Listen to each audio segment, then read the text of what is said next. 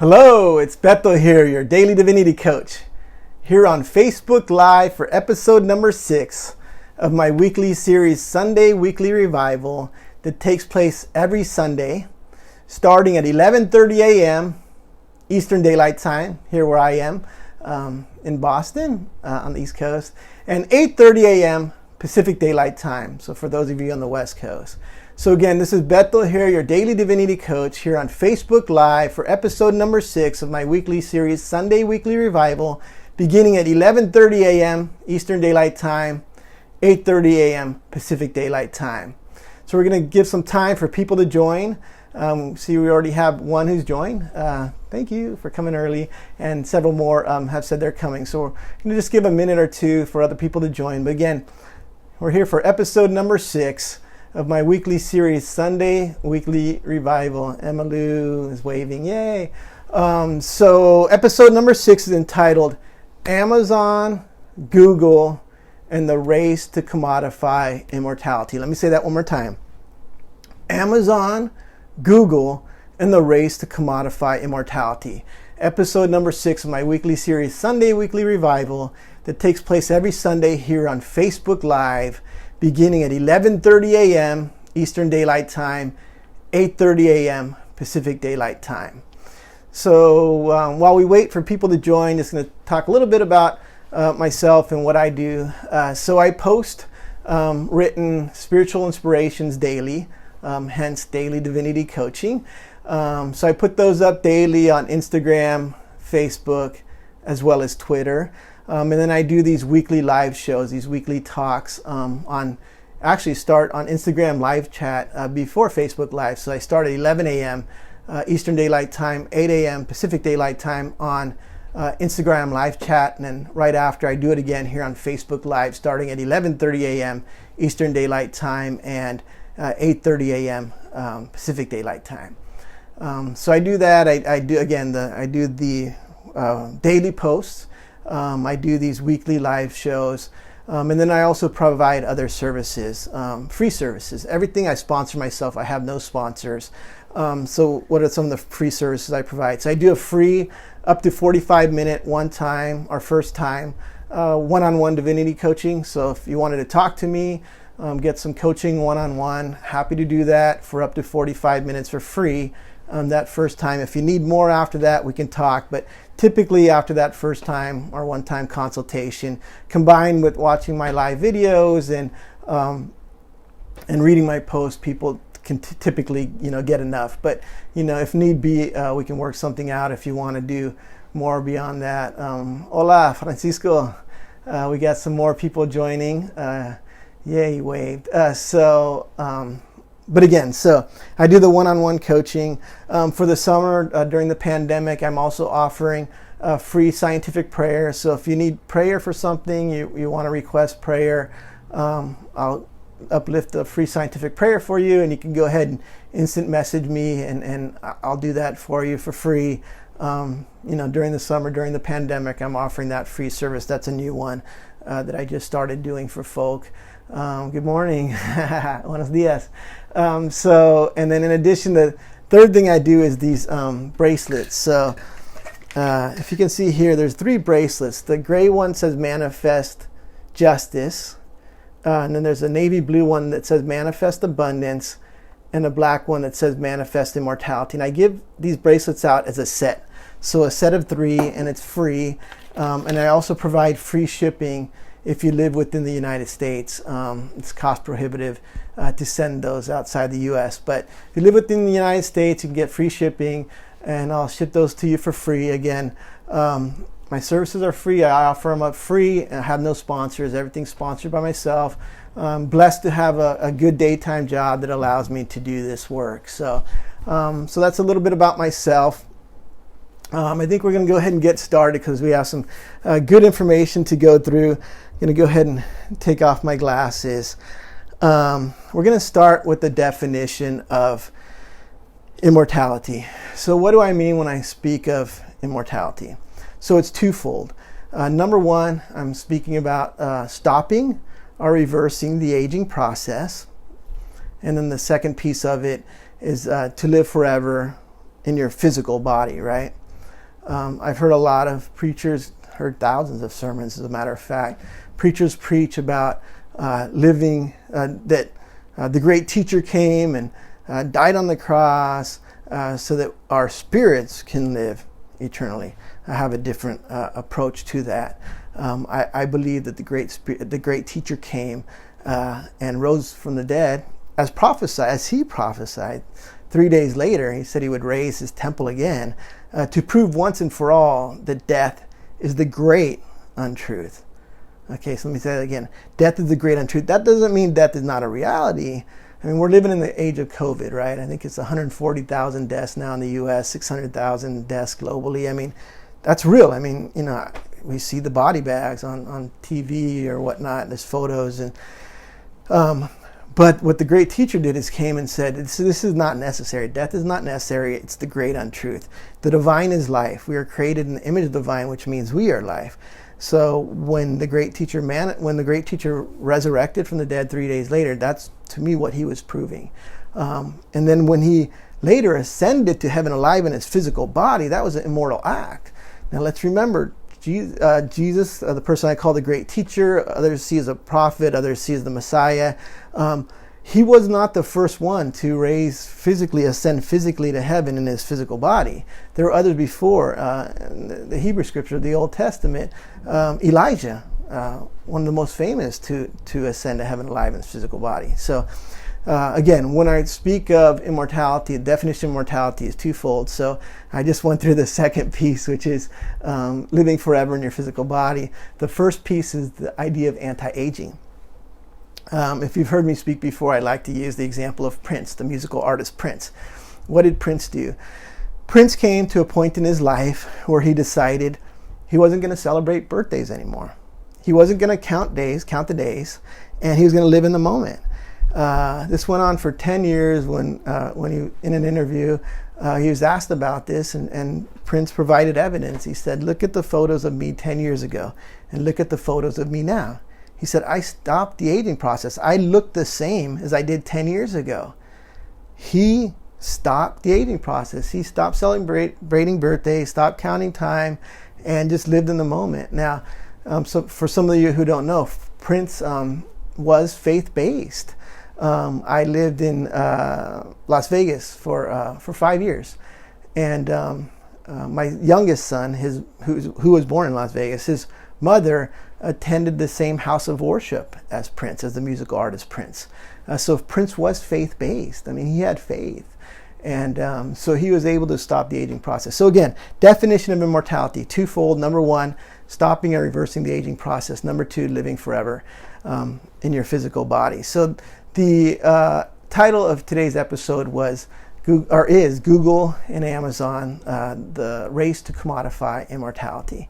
So what's going on right now in Silicon Valley? Well, Silicon Valley billionaires are investing millions of dollars. They're putting their money where their mouth is, investing millions of dollars into anti-aging and immortality research. One of the most famous of these is Peter Thiel. He's the co-founder of PayPal. He's also a Trump surrogate, right? Trump surrogate, right? And if you've heard me talk before, you know that I believe that the U.S. President, Donald Trump, is an idol worshiper. He covets idols of white supremacy, or as I like to refer to them, idols of the fourth son, right? The son or the era of white supremacy. Peter Thiel, right, the Silicon Valley billionaire, the co-founder of PayPal, is one of Trump's surrogates. I mean, he's right there. He's in bed with Trump. Although within the last few weeks, he's been trying to distance himself, but that's who he is. He's right there. Fourth son guy, right? Era of white supremacy.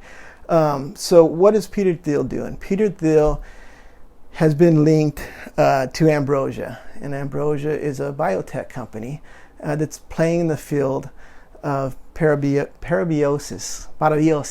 It sounds better with the Spanish accent. Parabiosis, what is it?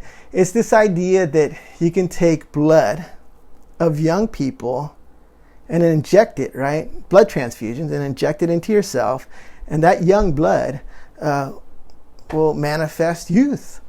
So there was in 1924 there was a Bolshevik physician who did this, and according to reports, the young blood that he transfused and injected in him actually manifested, and he was 10. They say he was like 10 years younger, 5, 7, 10 years younger. It worked. Periosis worked until this Bolshevik physician injected blood from a student who had malaria and tuberculosis. Malaria and tuberculosis, and died. So didn't work so well at the end, but apparently there were some good results early on. So paraiosis, is a form of folk trying to manifest immortality. Others have done this before, right? Ancient text says there's nothing new under the sun, right? It's all been tried before. So in the 16th century, French nobles, right, would drink gold. They believed that if they drank gold, it would create longer lifespans. In the 3rd century BCE, right, before the great teacher, we should probably change that to before the great teachers instead of BCE, before the Common Era. But in 3rd century BCE, there's a Chinese emperor. He used to eat mercury pills. He thought these mercury pills was going to give him immortality.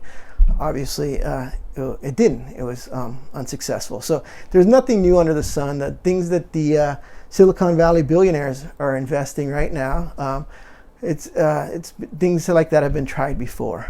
So this idea of Peter Thiel linking himself with ambrosia, that was a 2016 Inc. magazine article, and playing in the field of paraiosis is nothing new, right? It was tried in 1924 by that Bolshevik physician. We know, like from ancient wisdom, if you've heard me talk before, I talk a lot about ancient wisdom. My oral history, right, the indigenous people of Mexico taught us that long before, right, the 1960s race to the moon, race to space between the U.S. and USSR, right, President John F. Kennedy, long before then, the indigenous people of Mexico were exploring space, right? There's nothing new under the sun.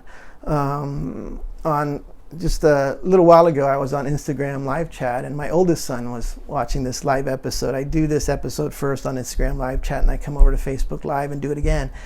And I was giving an example, and I believe his mom was there when this happened, but it was back in my very, very early 20s. So I was a student community activist, and they would gather us from time to time, and they'd bring in oral historians, oral philosophers of the Mexica Azteca, and come and talk to us and give presentations and talk about our oral history. And so anyway, one of them, El Maestro, Andres Gura from DF, from Federal District of Mexico, from Mexico City, came up, and there's a class-size room, it was probably about 25 people. And El Maestro, Andres Segura, El Maestro, called me up in front of my peers, right? Called me up to the front, and he said, Beto, and Andres was awesome. He would always start his lectures in Nahuatl, right, in the ancient Nahuatl language.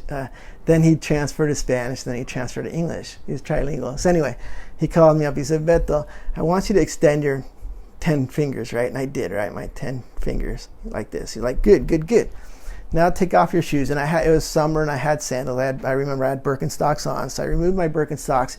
He said, now the way you're stretching out your fingers, I want you to stretch out your toes. I couldn't do it. I couldn't get my toes to do this. Then he goes, removes his footwear, and does it. And we're just like, OMG, right? This guy can do this, not only with his hands, but with his fingers, but with his toes. And so he said he used this as an example to show how devolved our people have become, right? We can't do this with our toes anymore. Then he started talking about the number system of the Mexica, Azteca, Maya, the indigenous people of Mexico, and how our number system was based on 20 versus the crude number system of the Europeans, which was based on 10. And that's because we counted with our fingers and our toes versus just our hands. As a result, we were genius mathematicians. We created the greatest modern calendar, right? The Mayan Mexica Azteca calendar, which breaks down the era of humankind into 5 suns. The 4th sun, which is ending now, is the sun of European white supremacy. The 5th sun, which we're entering, is the era of unity, when we all come together and we live in unity with each other and within nature. So anyhow, I bring this idea up of the number system because we're able to not just create a calendar, a magnificent calendar, but we're also exploring space. So long before Kennedy and USSR, the Mexica Azteca, genius mathematicians, astronomers, space explorers, nothing new under the sun, right? Ancient wisdom teaches us that there's nothing new under the sun. This has been done before. Same with immortality. The things that the Silicon Valley billionaires right now are attempting has been done before. Others have tried to achieve immortality. But interestingly enough, it's always been the rich, right? It's not been us. And I'm going to get to that at the end because their instincts are correct. The Silicon Valley billionaires' instincts are correct. This is going to happen, and it's going to happen soon. Remember, these are men, white men, who've succeeded in the era of the 5th sun, not just because of the structures of white supremacy that's, lifted them up and held them up, but because their timing is impeccable, right? Timing is everything. I think Zig Ziglar said that. Zig Ziglar is a famous motivational speaker back in the day, but their timing is impeccable. So they sense this, right? They sense this is coming. They sense their era is ending, right? The era of the 4th sun, the era of European and white supremacy is ending, and that currency is going to change. That's why they're investing in companies, tens of millions of dollars, hundreds of millions of dollars into companies that are doing this anti-aging, right, and immortality research, because they can sense it's coming. So last week I talked about priceless currency. I talked about how this $1 bill here, this dollar bill, it's a human-made currency, right? It's not a priceless currency. As a matter of fact, it's been debased over and over and over again. So it's now just a fraction of what it used to be. And we know that ultimately what ends empires is the debasing of the currency, which is going on like crazy right now, right? They're printing trillions and trillions and trillions of dollars, right? Right now, debasing the currency. When I talked about this last week in episode 5 about priceless currency, when there's a crowd, they gave the great teacher a coin, right? A Roman coin with the face of Caesar on it, and the great teacher, tossed it back and said, "Give unto Caesar what is Caesar." They had asked him to comment on that coin, meaning that nations, right, empires, currencies come and go, but it's this priceless currency, right, of time, right, that's gonna be the currency of the 5th sun. So whoever, right, is able to manifest immortality, right, endless time, is this is going to be like nothing compared to the manifestation of immortality. It's going to be the currency. So these Silicon Valley billionaires, their instincts are right. Immortality is going to be the currency of the 5th sun, and it is coming soon. The 4th sun, the era of the 4th sun, this era of European and white supremacy is ending, and the 5th sun is dawning. But where they're wrong is it's not going to be them that manifest it, and we'll get to that a little bit later. But I do want to go back to what they're doing right now. So Peter Thiel, the co-founder of PayPal, and also Trump surrogate, has been linked to a company called Ambrosia. What does Ambrosia do? They do many things, but one of the things they do is they play in this field of parabiosis. This idea that you can take the blood of young people, right, and transfuse it, inject it into yourself, these blood transfusions, and reverse the aging process. So that's what Peter Thiel's doing. I love a quote from Peter Thiel. He said, why is it that more people aren't, and I'm paraphrasing, but why aren't more people more concerned, with immortality? He feels that people are just being lukewarm on the subject. And I do love him for that quote. For other things, not. But for that quote, I do love him about, because I'm concerned. I mean, this is, one of my big topics, right? Manifest justice, manifest abundance, manifest immortality is one of the 3 subjects that I speak of. So what are others doing? Larry Ellison, all right? Larry Ellison, the co-founder of Oracle. Larry Ellison has his own foundation, and he invests $40 million a year in for research, right? He gives away $40 million a year for research around longevity, right? Lengthening the lifespan and anti-aging. So Larry Ellison plays in this field. Google, the Google founders, Page and Bryn, I believe it is, they invest in Calico. They're big funders of Calico, which is working on anti-aging and reversing the aging process. And there are others. Jeff Bezos is actually along with Peter Thiel, they're investing in Unity. And Unity Series B, the Series B round of funding raised $116 million for anti-aging research and to work on reversing the aging process. Elon Musk, right, the founder of Tesla, is also putting his money where his mouth is, right, and investing in immortality. And he's investing. He started a company, and what they do is he called it BMI, right? Brain machine. I can't remember the I, but interfaces, brain machine interfaces, and it's this idea that with this new technology, this biotechnology, he can alleviate, if not end, neurological disorders, right? Specifically those that result from aging. 2 examples would be Parkinson's and Alzheimer's. So Elon Musk is a player in this field, and there's others. So, and one piece that I found really interesting about this field as I was doing my research for today's show was this idea of singularity. The director of engineering for Google came up with this idea, or this thesis, this theory of singularity. What is singularity? It's apparently pretty popular in Silicon Valley, where actually I'm originally from San Francisco, the Bay.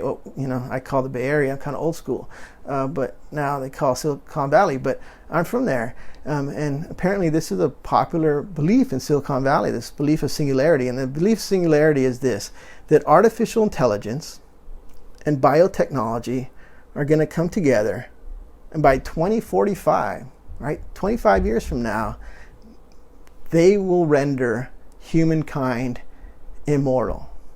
So let me say this again. This theory of singularity, right, popularized by Google's director of engineering, is this: that by 2045, 25 years from now, artificial intelligence, right, and biotechnology will come together and render humankind immortal. There is a Russian news magnate, a billionaire, Istok, I believe his name is. Anyhow, this Russian billionaire news magnate. He wants a shorter. He wants the result to come quicker. So he's saying by 2025, within 5 years, he wants to take human brains and put them on avatars, rendering humans immortal. So this stuff is going on right now, and these men. Right, they're all men that I mentioned. They're putting their money where their mouth is. They're putting out millions and millions and millions of dollars into the research for immortality, anti-aging and immortality, and again, their instincts are right. I mean, Larry Ellison, the founder of co-founder of Oracle, said that his mission is to end mortality. He wants to manifest immortality. Their instincts are right. It's going to happen. And, again, these are men with impeccable timing, and their instincts, again, are right. It's coming soon. I can't give a year on it, but it's coming soon. And immortality is going to be the new currency. It's not going to be human-made currency no more in the fifth sun. It's happening. But, again, here's where they're wrong. It's not going to be them. It's not going to be the Silicon Valley billionaires that manifest immortality. Why do I say that? Going back to the great teacher. The great teacher said this: it's easier for a camel big animal, right? Camel, to pass through the eye of a needle. If you've ever looked at the eye of a needle, very, very small. So it's easier for a camel to pass through the eye of a needle than for the rich to manifest immortality. He, the great teacher, did not say it's impossible, right? But he said it's that challenging, right? So if I were to talk, if Musk or Brin or Page or Ellison or Thiel were to ring me up and say, hey, I saw your offering for a free 45-minute one-on-one coaching. I'd like to take you up on that offering. Yeah, it's open to everybody. I'm available to everybody. That offering's for everybody. If one of them, even Thiel, the Trump surrogate, if he wants to call me up and get some coaching on immortality for up to 45 minutes for free, absolutely. I teach everybody, right? I'm a pluralist. I don't care about your faith, your income bracket. But the great teacher said this, so makes you wonder, why would he say this? What then is the secret to immortality if it's so hard for the mega rich, the Silicon Valley billionaires to manifest? Because you look throughout history, it's always the rich that are trying to manifest this thing, right? Why is it so difficult? Well, it's challenging for them because of humility, all right? Because the great teacher said this, the humble, the meek shall inherit the earth, right? And we're talking about the fifth son when everything reverses, right? Time becomes the priceless currency, right? Immortality becomes a currency, not human-made dollars and cents and whatnot. So the humble, the meek shall inherit the earth. So you need to be humble, you need to be meek, you need to be teachable to be able to manifest immortality. You don't need $1 billion, right? Or billions of dollars. You don't need to form a foundation that gives away $40 million a year for this type of research, right? Or to invest in these different companies like Unity and Ambrosia and whatnot, right? You need humility.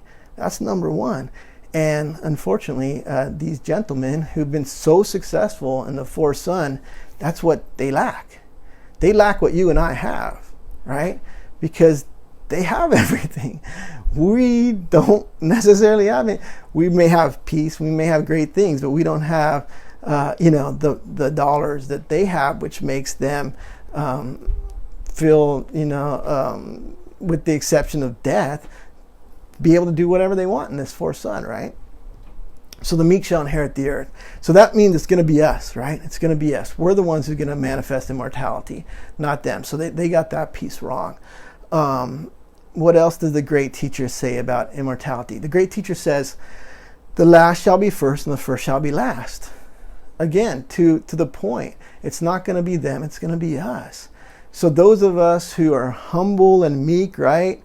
Who, these men look at us and say, wow, they're humble and meek. That guy's, still driving that Honda CR-V model from, 8 years ago and whatnot. They look at us as, humble and meek, but the great teacher said the last shall be first and the first shall be last. So we're going to be first because of this, what they worship, right? Human-made money, going to be relatively unimportant. It's going to be that priceless currency of time or manifesting immortality, which is going to rise up those of us who may be considered last, or for our humility and our meekness during the fourth son and the fifth son. Is like, right? We're going to, right? And these billionaires, the worshipers of white supremacist idol, who've been benefited from structures of European and white supremacy, who idolize, human-made money, right? They're going to be last. So it's going to be this whole change, and it's going to happen. They're right. I mean, it's going to happen soon. Their instincts are right, but they're wrong insofar as it's not going to be them manifesting immortality. It's going to be the meek. It's going to be the humble. Because the great teacher said, the last shall be first and the first shall be last. So that's the end of my show today. I thank you for participating, for joining me. I appreciate you.